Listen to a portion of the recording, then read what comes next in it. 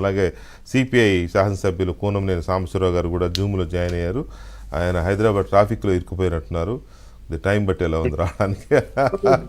సాంబశివరావు గారు ట్రాఫిక్లో ఇరుక్కున్నారా? అవును. మరి స్కూల్కి వెళ్ళినట్టు టైంకి వస్తానంటే ఎట్లా అండి? హైదరాబాద్లో కుదరదు, ఒకరోజు ముందు బయలుదేరాలి స్కూల్కి. ఇప్పుడు ఈ హైడ్రాకాను ఇప్పుడు నేను ఈ ట్రాఫిక్ జామ్ కి రెండింటి సంబంధం ఉంది కదా.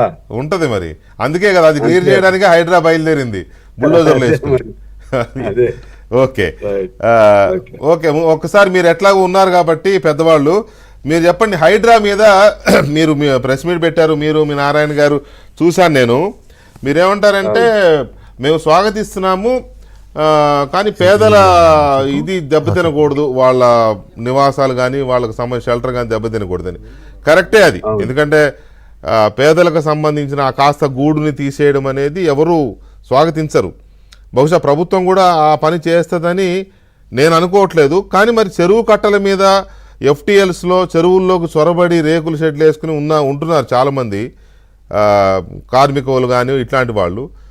మరి వాళ్ళని ఎట్లా, మీ ఆలోచన ఏంటి? ప్రభుత్వానికి ఏం చెప్పదలుచుకున్నారు మీరు? వాళ్ళు అలాగే ఉంచమనా లేకపోతే అక్కడి నుంచి తీయడమా? అలాగదా. ఇందులో 2 పాయింట్స్ ఉన్నాయి వెంకటకృష్ణ గారు.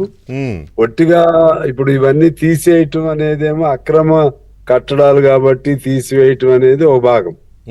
అక్రమ కట్టడాలను తీసివేసి మళ్ళా చెరువుల్ని పునరుద్ధరణ చేయటం అనేది రెండో అంశం. ఇది ప్రభుత్వానికి క్లియర్ గా నేను అనుకోవటం, మళ్ళా చెరువుల్ని మరలా పాత పద్ధతుల్లో చెరువుల్ని ఏర్పాటు చేయటం అనేది ఉద్దేశం ఉండి ఉంటది. అంతే. ఒకవేళ ఆ ఉద్దేశం ఉంటేనేమో పేదవాళ్ళు వేసుకున్న ఇళ్లకి ప్రత్యామ్నాయంగా చూపెట్టమని మేము అడుగుతున్నాం పేదవాళ్ళకి. ఎందువల్లంటే వాళ్ళు కూడా కొంతమంది ఏమో జనరల్ గా ఏదో 4 రేకులు వేసుకుని అట్లా చేసుకుని కొన్ని ఉంటాయి. ఎక్కువ మధ్య తరగతి వర్గీయులు ఉన్నారు, వాళ్ళు డబ్బులు ఇచ్చి కొనుక్కున్నవే అవి. కొనుక్కున్నప్పుడు వాళ్ళకి పర్మిషన్లు ఇచ్చారు, అన్ని ఇచ్చారు కదా.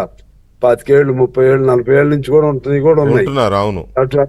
అటువంటి వాళ్ళ శ్రేయస్సు కూడా చూడాలి కదా. ఇప్పుడు 58, 59 జియోస్ వలన రెగ్యులరైజేషన్ అనేది పెట్టారు. ఆ పద్ధతిలో ఒకవేళ చెరువుల్లో అడ్డం కాబట్టి 58, 59 జనరల్ గా పేదవాళ్ళకి 58 ప్రకారంగానే పేదవాళ్ళకి స్థలాలకి వాళ్ళకి ఏమి లేకుండా వాళ్ళకి రెగ్యులరైజ్ చేయటం. 59 ఏమో నామినల్ రేట్ తీసుకుని చేయటం 59. ఇప్పుడు చెరువుల్లో అంటున్నారు కాబట్టి ఇవి అంటే అటు ఒకవైపు రెగ్యులరైజేషన్ అంటేనే పేదాళ్ళ భూములు లాక్కోకుండా గవర్నమెంట్ దైనా రెగ్యులరైజ్ చేయటం. ఇదే చెరువులు అడ్డం కాబట్టి వీళ్ళు ప్రత్యామ్నాయ ఖచ్చితంగా చూపెట్టాలి. మధ్యతరగతి వర్గీయులకు కూడా ఖచ్చితంగా చూపెట్టాలి. తర్వాత అసలు అప్పుడు ఈ పర్మిషన్లు ఎవరు ఇచ్చారు? అప్పుడు ఇచ్చినటువంటి పర్మిషన్లు అది మున్సిపాలిటీ వాళ్ళు అనండి, లేకపోతే ఇరిగేషన్ వాళ్ళు అనండి, లేకపోతే రెవెన్యూ వాళ్ళు అనండి, లేకపోతే బిల్డింగ్ డిపార్ట్మెంట్స్ కానీ ఎవరైనా సరే అప్పటి నుంచి కూడా తీయాలి, వాళ్ళని కూడా బయటకు తీయాలి. అది ఎన్నేళ్ళు అయినా సరే.